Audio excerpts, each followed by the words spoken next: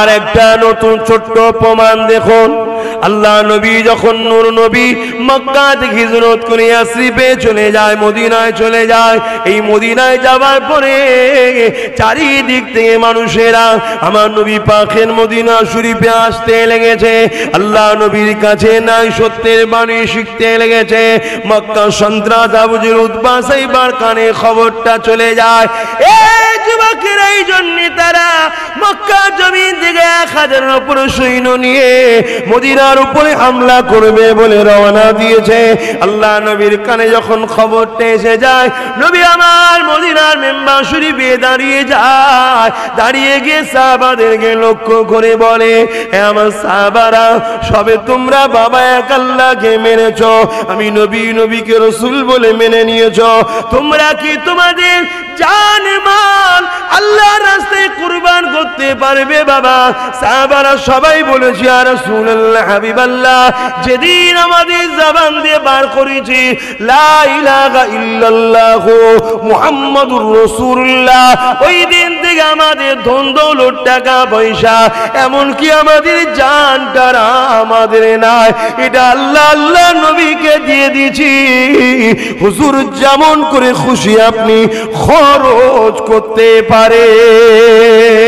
আল্লাহ নবী বলেছিলেন, এ বাবা সাহাবারা, মক্কা জমিন থেকে আবু জেহেল উতবা সাইবা আবু লাহাব 1000-এর উপর সৈন্য নিয়ে মদিনার উপরে হামলা করার জন্য আসে। বাবা মদিনার মা বোনেদের ইজ্জত আবরু বাঁচাবার জন্য, মদিনাবাসীদেরকে হিফাজত করার জন্য, জালিমদের মোকাবিলা করার জন্য কে কে আছে বাবা? চলো বাবা তোমরা তৈরি হও। এই কথা যখনই নবী বললে, মুহাজিরিনদের পক্ষ থেকে হযরত সিদ্দিক আকবর আমার মুজাদ্দিদ জামানের 30 পোস্টের ঊর্ধ্ব পুরুষ দাদু, তিনি দাঁড়িয়ে গিয়ে বলেছিলেন, ইয়া রাসূলুল্লাহ, হাবিবাল্লাহ, হুজুর যেমন করে খুশি আমাদেরকে খরচ করো, আমরা তো আপনার হয়ে গেছি। ইয়া রাসূলুল্লাহ, হাবিবাল্লাহ, যদি জ্বলন্ত আগুনে ঝাঁপ দিতে বলেন দিয়ে দেব, কেন প্রশ্ন করব না?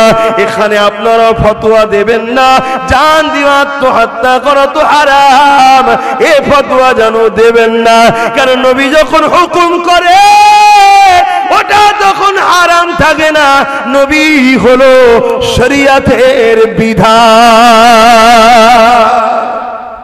নবী যখন বলবে সেখানে আর ফতোয়া না, তিনিই তো শরীয়ত। কথা বুঝতে পারছেন তো?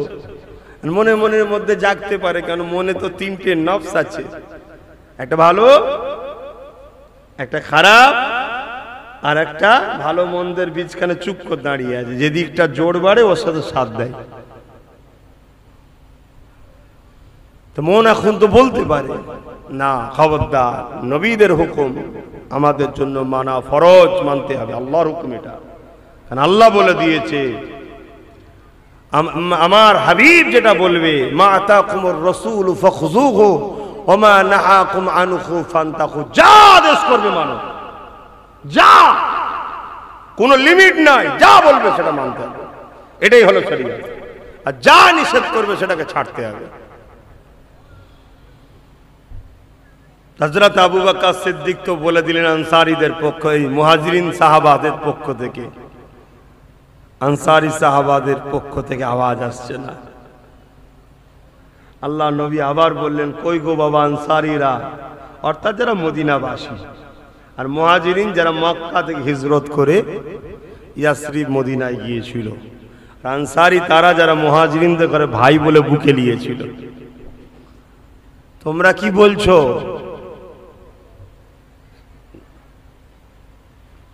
তোমাদের কি মত? আল্লাহ নবীর কথা যখনই শেষ হয়ে যায়, সাদ ইবনে মুআয রাদিয়াল্লাহু তাআলা হুজুর আমার উঠে দাঁড়িয়ে বললেন, উঠে বলতে লাগলেন, ইয়া রাসূলুল্লাহ, হাবিবাল্লাহ, আমরা মুসা নবীর উম্মতের মতো নয়। এ নওজওয়ানেরা, মুসা নবী যখন ফিরআউনের বিরুদ্ধে লড়াই করতে নেমেছিল, মুসা নবীর উম্মতেরা বলেছিল, মুসা তুমি আর তোমার আল্লাহ লড়াই করো, আমরা তোমার সাথে নাই। আমাদের এখন কিছু ভক্ত মুরিদ আছে, হুজুর তুমি লড়াই করো, আমরা নাই। তা বলে সবাই নাকি? মুসা নবীর সময় কি সবাই বলেছিল? না, কিছু মানুষ বলেছিল, বেশিরভাগটা বললো, কিছু মানুষ হুজুরের সাথ দিয়েছিল, আর কিছুটাতেই ফতে হয়। মানে ঈমান থাকা দরকার।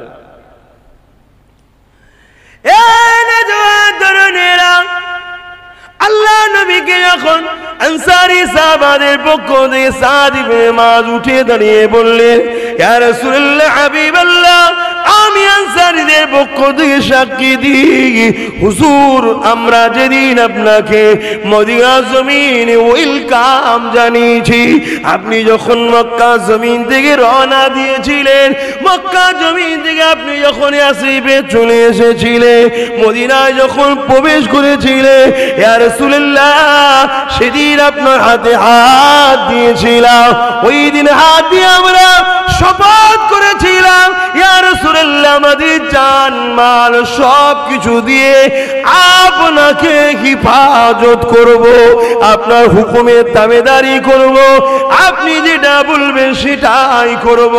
ইয়া রাসূলুল্লাহ, হাবিবাল্লাহ, হুজুর আপনি একবার হুকুম করুন, মানুষকে কেন ভয় করব, হুজুর আমরা ঝাঁপিয়ে পড়ব, আপনি যা হুকুম করবেন সেটাই করব।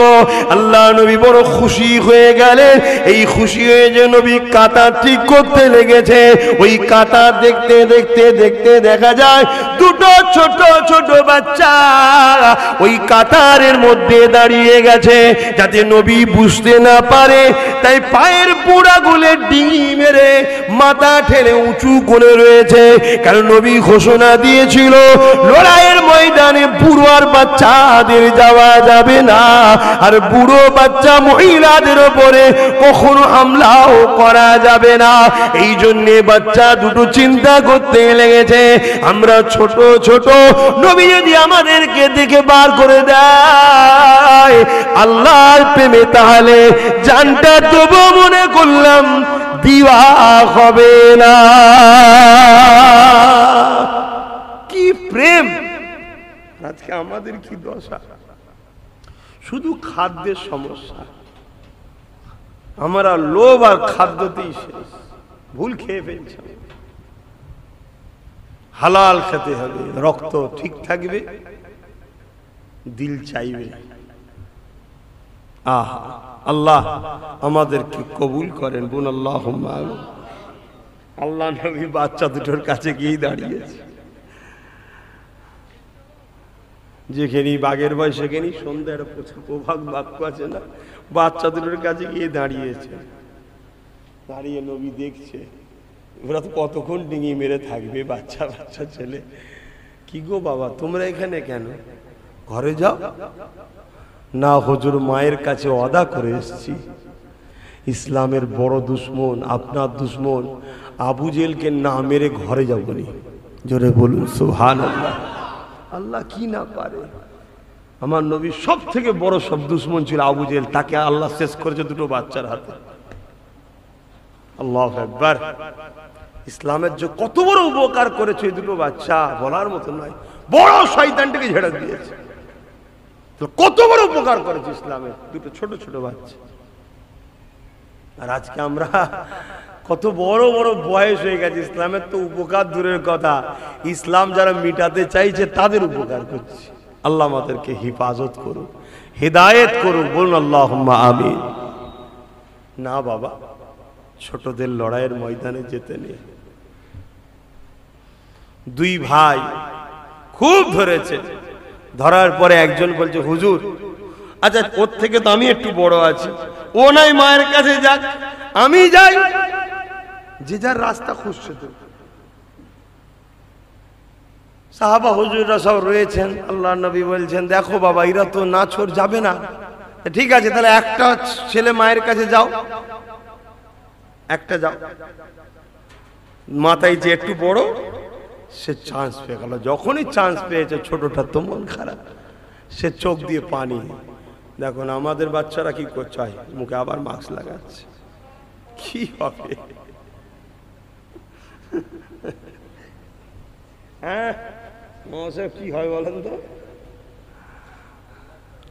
আল্লাহ মা দোস্ত বাচ্চাগুলো নয়, আল্লাহ করে সব ভালো ছেলে। আল্লাহর সৃষ্টি কখনো খারাপ হয়? সব ভালো, মায়ের পেট থেকে সব ভালোই বাইরে। আমরা খারাপ করে দিই আমার বাচ্চাদের ঘরে, আমরা খারাপ করে দিই। বাচ্চাগুলো হচ্ছে আমাদের দুনিয়া আখেরাতের ফসল, এগুলোকে ভালো করুন, চলে যাবার পরও কাজে লাগবে। আখেরাতে যদি ভালো বাচ্চা হয় খুঁজে নেবে আমার বাপটা কোথা, মাটা কোথা। যে বলবে আল্লাহ আমার বাপ মা ধরা পড়ে গেছে, আমি আপনার কাছে ভিক্ষা চাইছি, আমার বাপ মাকে দেন।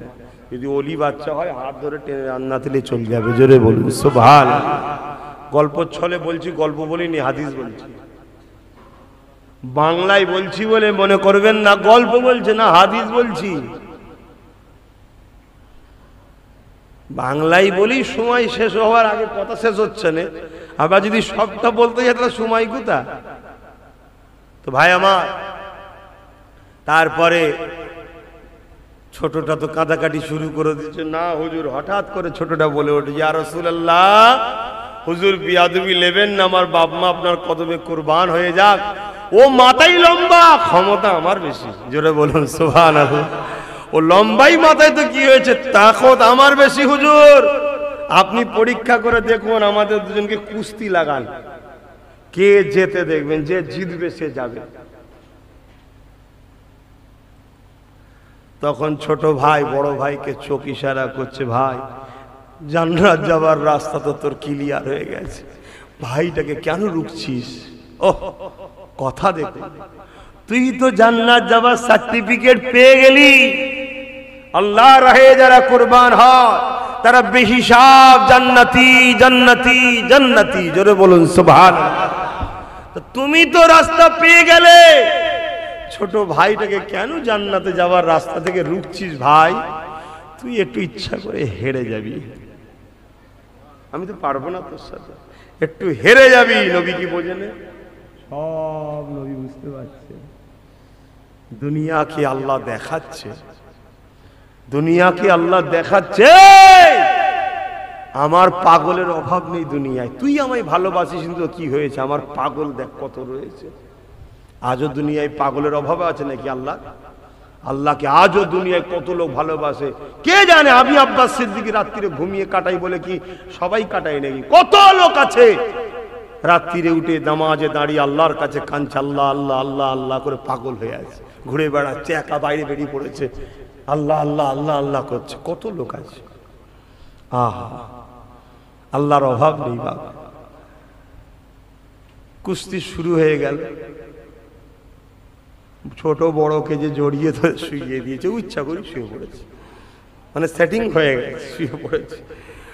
আল্লাহ নবী মুচকি হেসে দুজনের মাথায় হাত তুলে বলছে, সাহাবা আমার এই দুটো সাহাবী এরাও জান্নাতি। জোরে বলুন সুবহানাল্লাহ। এদের জান্নাত যাবার এত নেশা, সাহাবা দেখ এদের জান্নাত যাবার এত নেশা, কম্পিটিশন চলছে। কেন? বদরের ময়দানে যারা গিয়েছিল আল্লাহ তাদের আগের পিছনের গুনাহকে মাফ করে দিয়েছে। জোরে বলুন সুবহানাল্লাহ। তাহলে আজ আমরা কি করছি? আসুন 5 ওয়াক্ত নামাজ পড়বেন, রোজা রাখবেন, বাপ মার খেদমত করবেন, হালাল খাবেন, হারাম থেকে দূরে থাকবেন, ভাই ভাই মিলেমিশে থাকুন, মুসলমান মুসলমান, মোমেন মোমেনা, মা বাপ ভাই বোন মিলেমিশে থাকেন। একে অপরের ক্ষতি করবেন না, একে অপরের জুলুম করবেন না, নিজেদের মধ্যে মিল মহব্বত রাখুন, ভালোবেসে চলুন। আল্লাহ আমাদের সকলকে একতার সাথে রাসূলের গোলামি করার তৌফিক, দিন ইসলামের খেদমত ও দিন ইসলাম অনুযায়ী চলার তৌফিক দান করে। বলুন আল্লাহুম্মা আমিন। বড় দুঃখের বিষয়, যখন আমি একতার কথা বলি তখন আমার দিলটা বড় কষ্ট পায়।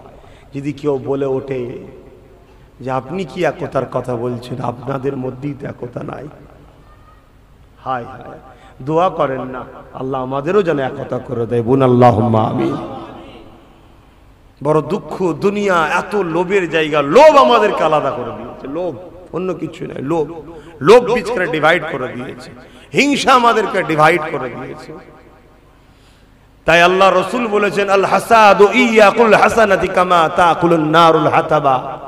হিংসা অহংকার এত খারাপ জিনিস, যেমন শুকনো কাঠ আগুনে দিলে পুড়ে কাঠের অস্তিত্ব শেষ হয়ে যায়, হিংসা অহংকার থাকলে নামাজ রোজা হজ যাকাত করার পরও কিয়ামত দেখবেন কিচ্ছু নেই। কেন?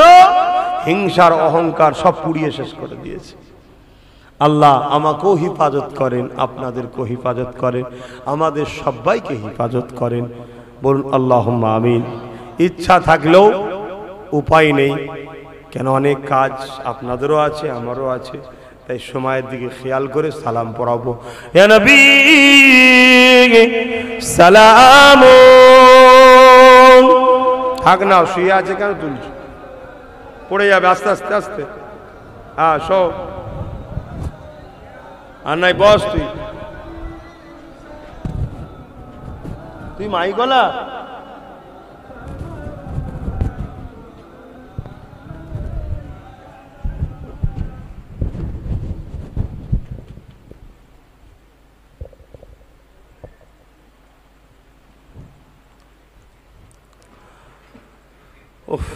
গরমেই অর্ধেক জান বেরিয়ে যাচ্ছে। আল্লাহ আকবার। ময়দানে মাশরে কি হবে? বা মোবাইল করিনি আব্বা, কে মোবাইল করছো? ওহ